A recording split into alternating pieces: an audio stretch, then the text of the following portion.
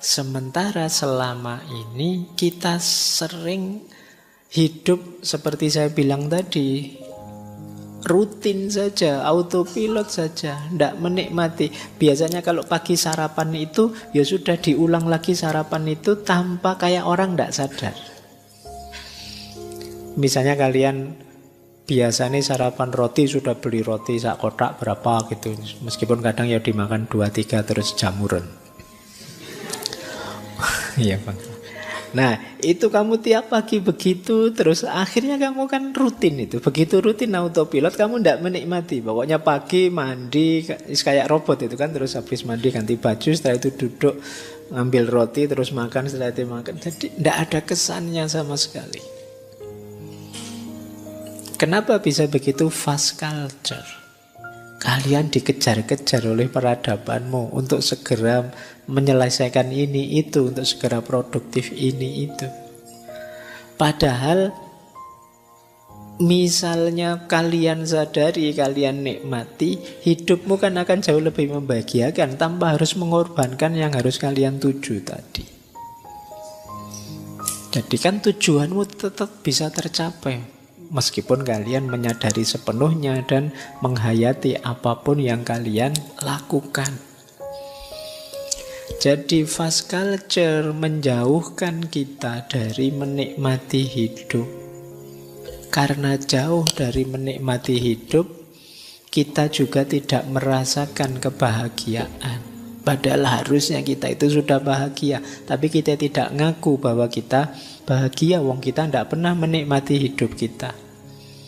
Yo akhirnya kita tidak bersyukur, akhirnya tiap hari mengeluh. Jadi padahal nasibmu itu jauh lebih baik dari banyak sekali orang yang lain. Itu pun kalian tiap hari mengeluh. Karena ini tadi, kamu tidak mindful.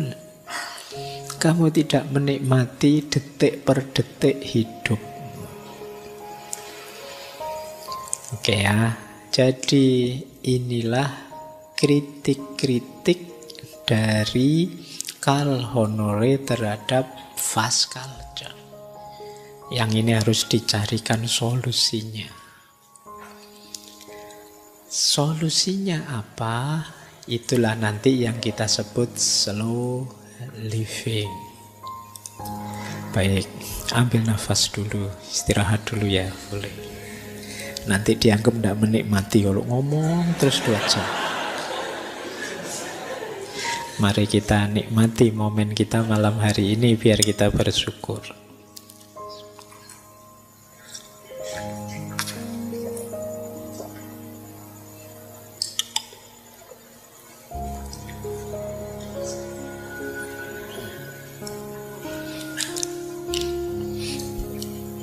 Oke ya, baik.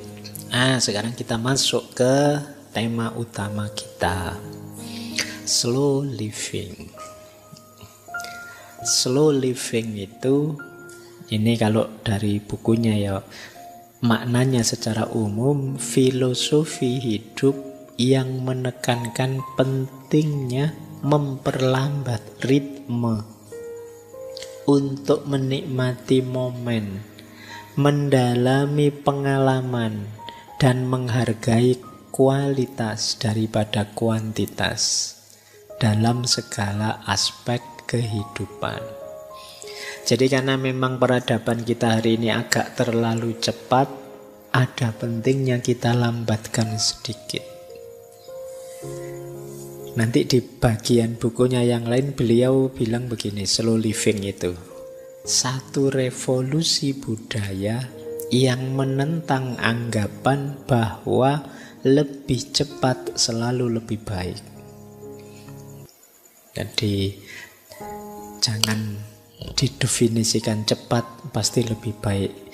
Filosofis slow, kata Honore, bukan tentang melakukan segala sesuatu dengan kecepatan lambat. Jadi meskipun begitu bukan kok terus ayo kalau begitu berlambat-lambat, bukan itu. Tetapi berusaha melakukan segala sesuatu dengan kecepatan yang tepat. Jadi karena sebelumnya kita terlalu cepat, fast culture kan perlu diperlambat.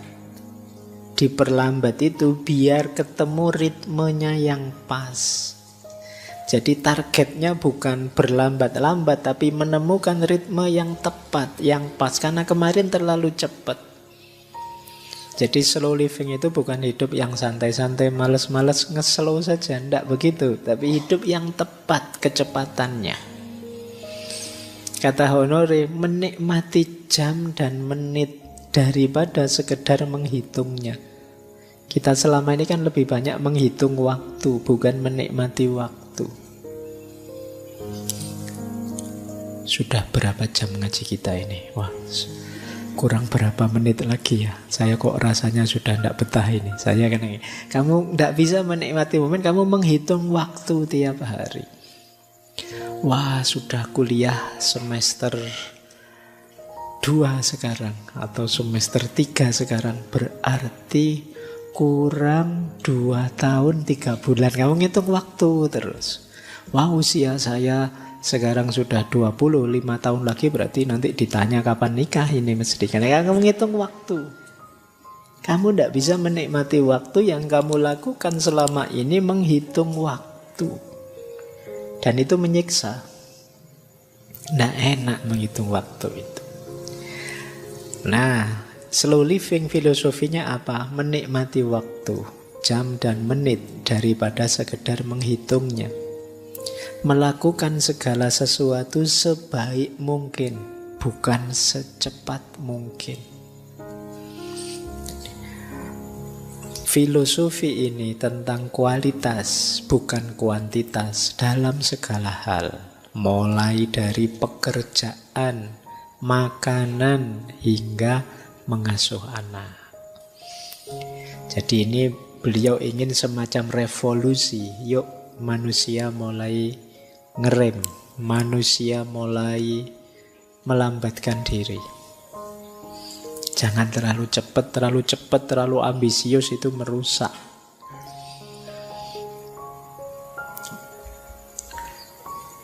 Nah, maka kalau kita rumuskan lagi ya, mari kita luruskan ada beberapa miskonsepsi, awas keliru. Yang pertama, slow living bukan berarti malas. Awas keliru ya, karena kadang-kadang kalian memaknai slow pak, makanya saya tidak lulus kuliah sampai semester 14, tidak apa-apa pak, saya slow prinsipnya pak, bukan itu. Jadi slow itu lebih hidup efektif, mengalokasikan waktu untuk hal yang memang fokus, yang memang prioritas, yang memang cocok.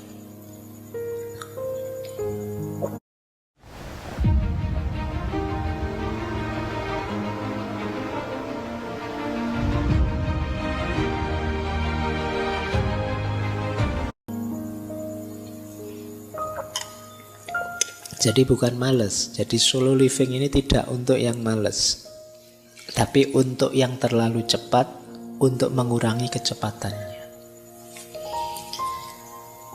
Ya meskipun ada yang bilang, tapi males itu kadang-kadang penting loh pak. Nah, ya. Ada satu buku yang menjelaskan begini, alhamdulillah masih ada orang males. Paling tidak ada orang yang tidak ikut menyumbang kekacauan dan kerusakan di muka bumi. Iya, kemarin kan kita belajar ekologi bulan lalu itu betapa agresifnya manusia karena ambisinya, cita-citanya, keinginannya terus bikin kerusakan ini, kerusakan itu. Nah, paling tidak orang males itu tidak ikut andil merusak dunia ini. Wong dia ndak ngapa-ngapain kok. Itu jasanya paling enggak itu ya. Oke. Meskipun jangan kamu pakai alasan, nanti ini dipakai alasan, Pak. Saya males itu ya, mending Pak, saya enggak ikut andil ngerusak gitu. Oke, jadi slow living bukan berarti males. Yang kedua, slow living bukan berarti menunda. Waktunya kerja ya kerja saja. tapi ngerti ritmenya. Jangan tergesa-gesa, juga jangan ditunda. Kalau memang sudah waktunya action, action. Kita pilih yang paling cocok, waktu yang paling tepat, durasi yang paling sesuai untuk kita. Kita tahu kapan dikerjakan, kapan istirahat. Jadi bukan menunda. Dan juga bukan, nanti ada yang bilang slow living itu kan mungkin gaya hidup cocoknya ya di pedesaan-pedesaan, Pak, daerah dalam. Ini gaya hidup yang penting untuk semua orang.